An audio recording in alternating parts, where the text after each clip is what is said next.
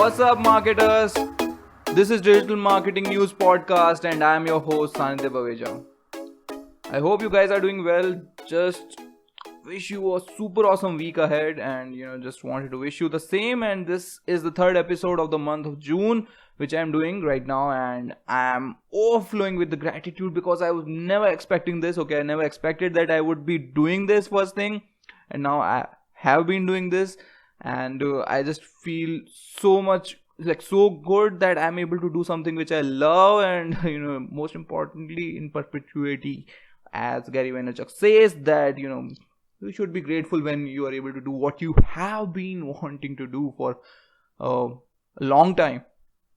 Anyway, let's straight dive into the updates, and first update is coming from Google allegedly caught scrapping lyrics from Genius. So song lyrics website Genius said it has caught Google stealing lyrics from its website and featuring them as rich results. Google denied the claims, stating that its lyrics are licensed from third-party partners, not generated from the other websites such as Genius. Well, this was their defense.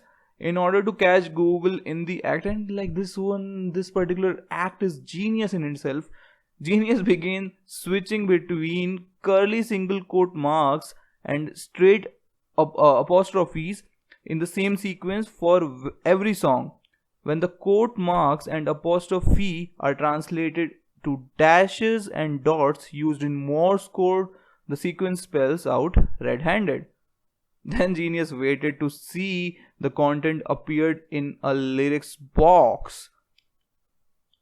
This is actually genius, I will say. For now, Google is blaming third party for the same, but this is an issue faced by many companies, brands and publishers. Like, brands and publishers invest heavily in creating certain content to attract visitors and monetize by selling products and services or whatever they do. Like, info boxes and similar result formats often keep users on Google rather than sending them to the creator's website, and that's how they lose the traffic, and everyone has been losing a lot of traffic because of that. Search engines keep the traffic while leaving the heavy lifting to the brands, and this is a very big issue which has been going on. Google is facing more regulatory scrutiny for antitrust practices, which may give Genius complaint more weight. For now, Google is taking and taking the position of the blaming partners for the problem, because obviously Google is not gonna take the or be the culprit, because, and also I think that Google is not the culprit over here. Maybe the third party partners are doing the shitty job. So, latest on this is basically Google responded to those accusations in a blog post this Tuesday, saying again and again that it licenses the lyrics text from third parties and does not crawl or scrape websites to source these lyrics. However, it is going to begin attributing licensed content to its partners. Well, this was the update, and this was a very long update. Moving on to another one where Google Search Console image search reporting bug is there. Google posted a notice that between the dates of June 5 through June 7, it was unable to capture data around the image search traffic. This is just a reporting bug and did not impact the actual search traffic. But the Search Console performance report may show drops in image search traffics in that date range. If you log into Google Search Console, click into your performance report and then filter by clicking on the search type filter, you can then select image from the filters. Well, moving on to another update where Google Search Console drops preferred domain setting. This was huge according to me, and according to an SEO colleague, Yogesh, with whom I work. Google announced it no longer is supporting the preferred domain setting in Google Search Console.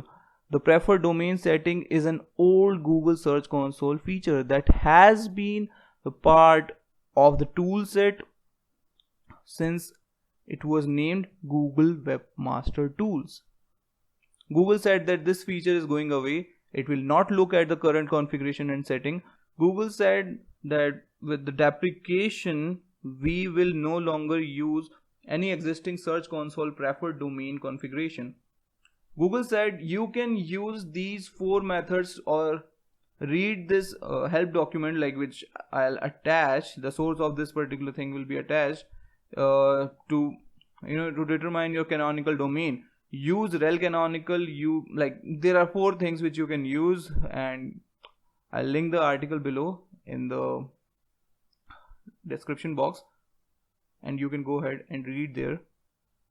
If you are currently depending on Google to select your preferred domain through the setting, you can no longer depend on that. So basically this setting is going away, so you can't depend on that with common sense. You will need to ensure that your canonical URL listed in the Google has not changed with this announcement. So this is that. And Google did not say if it will communicate in any way to webmasters, publishers or developers through Google Search Console if this resulted in your site switching to canonical URL in Google's index. I guess this is huge, and you should definitely take this into account and do something about it. Moving on to another update which is coming from Google Ads.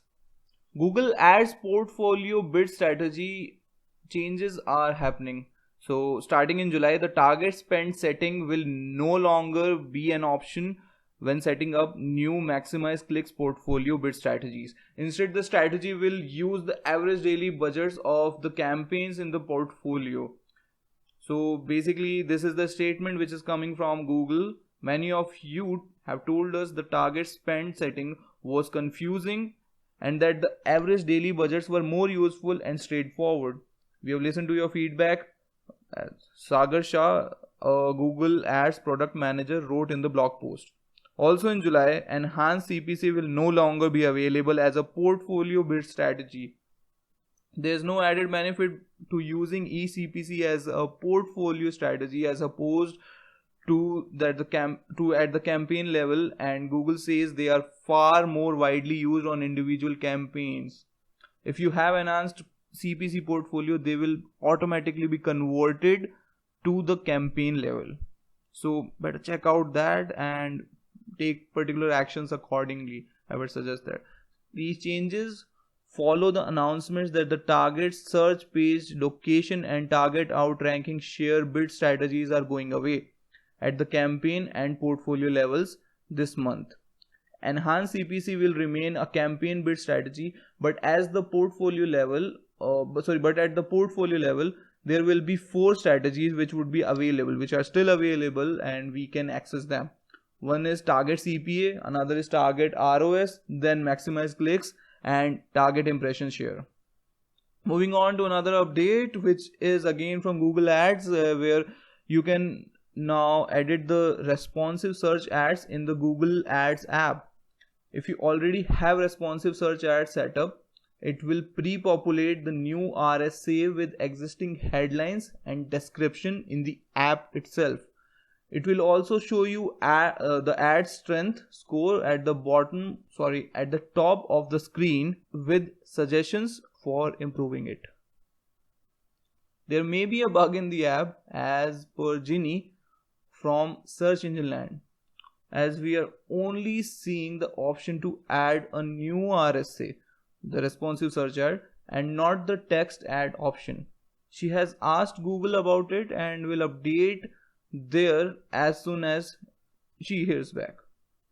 The ability to do things in the mobile apps from Google Ads as well as from Microsoft Advertising is still relatively limited, but both have been adding capabilities, like a lot of capabilities, including being able to take action on the recommendations which they have suggested.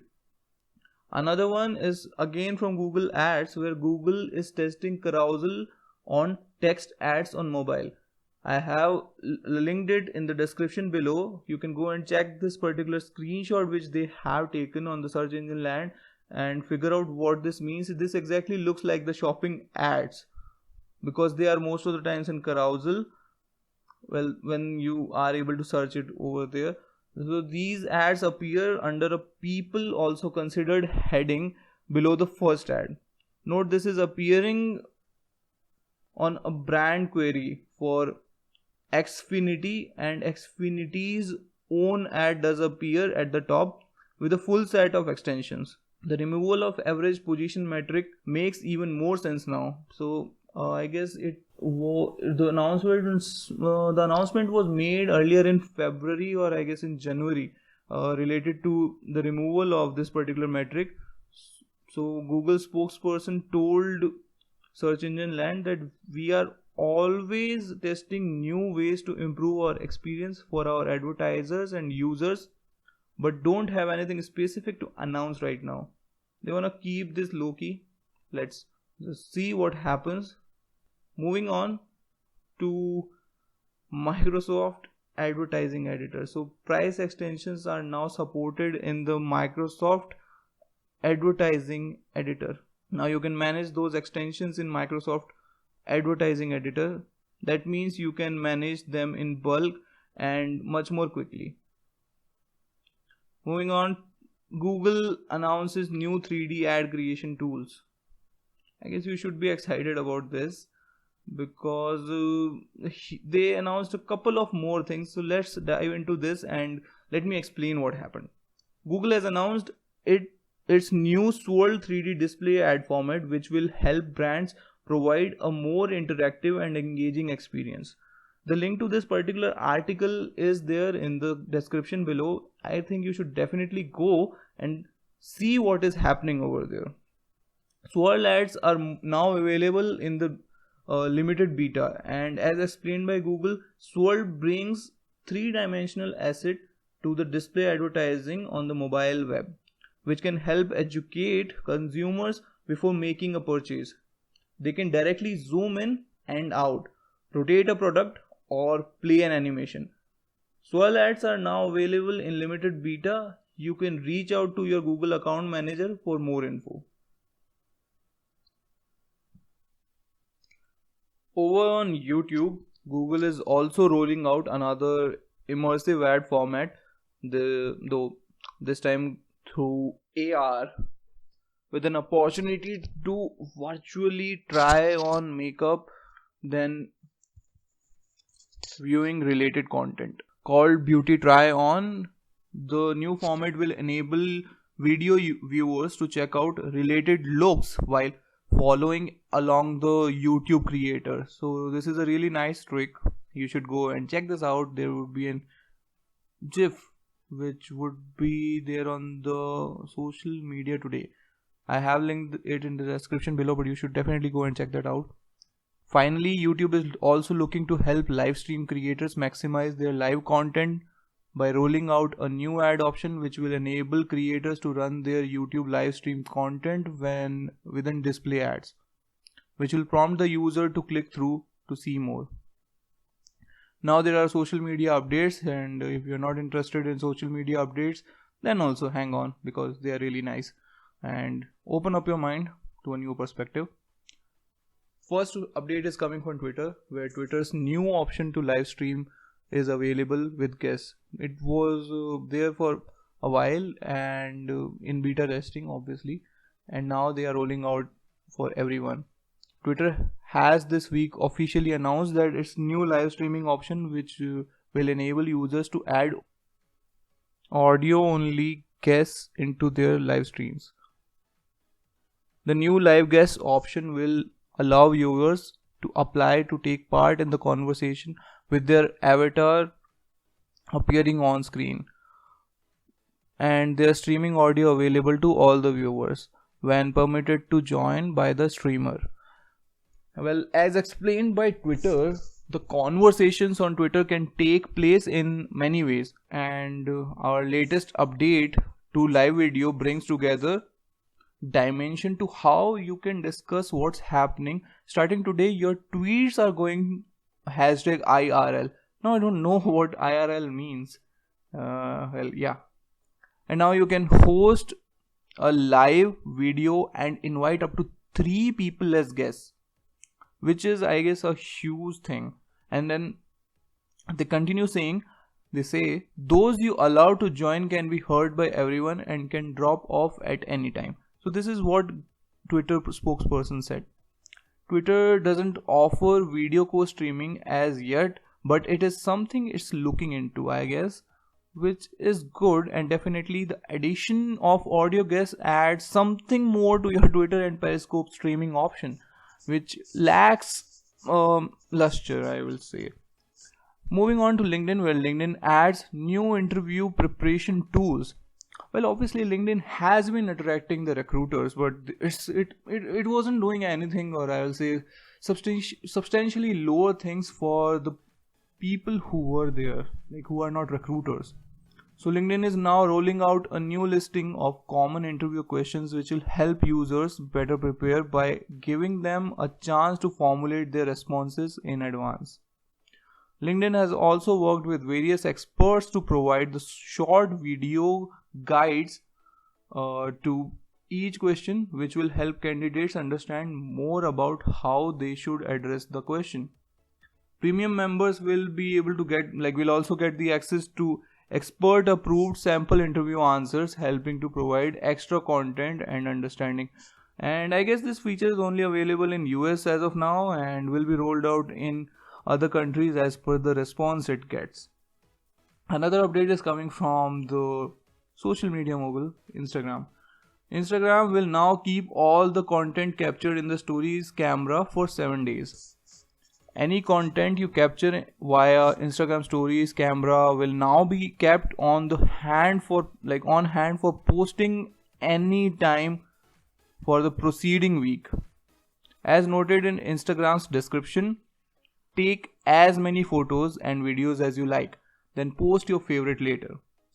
The option will make it easier for users to curate their best stories content, which is often what Instagram is criticized for, promoting shiny highlight reels of people's lives as opposed to real experiences.